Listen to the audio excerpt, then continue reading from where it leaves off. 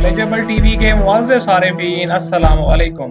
दोस्तों, आज हम बात करेंगे उन जानवरों के बारे में जिनको जासूसी के लिए इस्तेमाल किया गया था।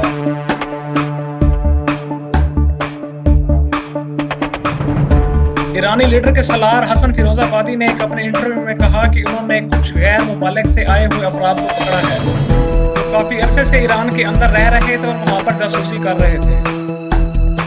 उन्होंने मीडिया को बताया कि ईरानी फौज को इन पर शक हुआ।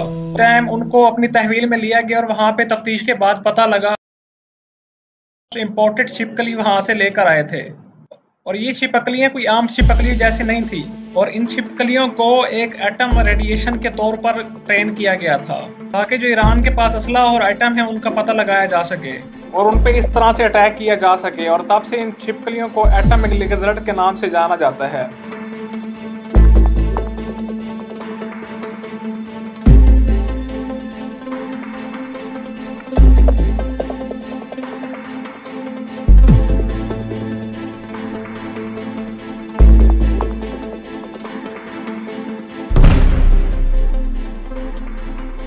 दोस्तों, आप सबको सुनने में अजीब लगेगा, कोई कैसे किसी बिल्ली को काट कर उसके अंदर माइक्रोफोन सेट कर सकता है, लेकिन यकीन कीजिए 1960 में अमेरिका के एक इंटेलिजेंस ने ऐसा किया था। उन्होंने एक प्रोजेक्ट बनाया, उस प्रोजेक्ट का नाम दिया था अकास्ट्रो किटी और इस प्रोजेक्ट में बिल्लियों को ट्रेन किया जाता था और उनको उस जगह पर छोड़ देना जहाँ से वो काफ़ी इंफॉर्मेशन हासिल कर सकें, क्योंकि बिल्लियों पर कोई शक नहीं कर सकता कि जासूसी कर रही है, इनके अंदर माइक्रोफोन लगा हुई है, वैसी आई हुई है। प्रोजेक्ट में अमेरिका के CIA ने $20 मिलियन इस्तेमाल किए थे और तब जाकर इस तरह की एक बिल्ली तैयार हुई थी। दोस्तों, इसकी पूंछ में एंटीना लगा हुआ था और इसकी कान की नली में माइक्रोफोन लगा हुआ था और इसके बालों के नीचे 2 बैटरियां लगाई गई थी। और हालांकि इतने डॉलर खर्च करने के बाद भी यह प्रोजेक्ट फेल हो गया था, क्योंकि पहली दफा ही इसको बाहर निकलते हुए किसी कार ने टक्कर मार दी थी।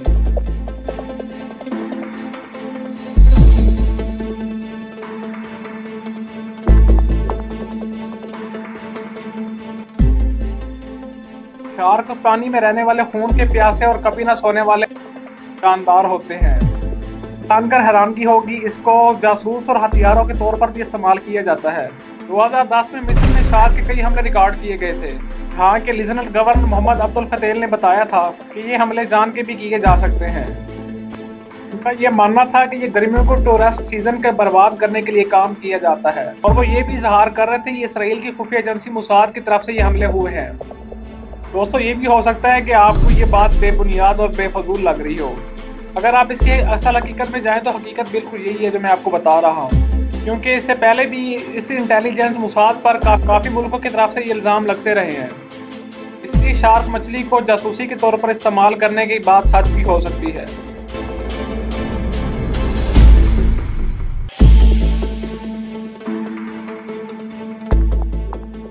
दोस्तों, कौवे जितने भी परिंदे हैं सब में से सब चालाक परिंदा इसको माना जाता है, लेकिन अमेरिका में पॉप बैली नाम के एक बंदे से CIA वालों ने राब्ता किया और इस पॉप बैली ने इस कौवे को इंटेलिजेंस और जासूसी करने वाले कौवे में बदल दिया। और पॉप बैली दुनिया के पहले इंसान थे जिसने शार्क को पानी के अंदर माइंस का पता लगाने का सिखाया था और इस वजह से CIA ने उनको राब्ता किया था और उसने कौवे को जासूसी करने वाले कौवे में बदल दिया था। पॉप बैली इन कौवों के मुंह पर एक माइक बांधता था और वह जहां उनको कहता वहां पे माइक को रख कर आ जाते थे और ये ऊंचे टीले दीवारों मकानों की छतों पर ये रखकर आ जाते थे जहां पर इनको जासूसी करनी होती थी। और आज भी कहते हैं कि ये कौवे अपना किरदार अदा कर रहे हैं और यहाँ से काफी सारी इंफॉर्मेशन भी इनको मिल रही है।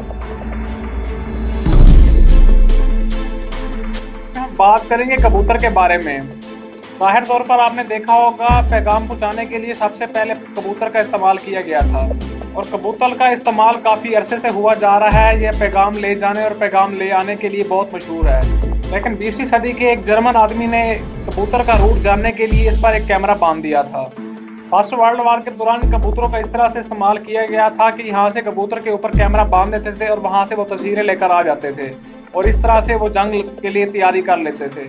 और ये भी आपको बताता चलूँ, इन कबूतरों को जासूसी के लिए काफ़ी अरसे से इस्तेमाल किया जा रहा है और ये आप खुद भी काफ़ी फिल्मों में और ड्रामों में देख चुके हैं और आज भी सिलसिला जारी है। कबूतर जा रहे हैं और पैगाम लेके जा रहे हैं, पैगामात लेके आ रहे हैं।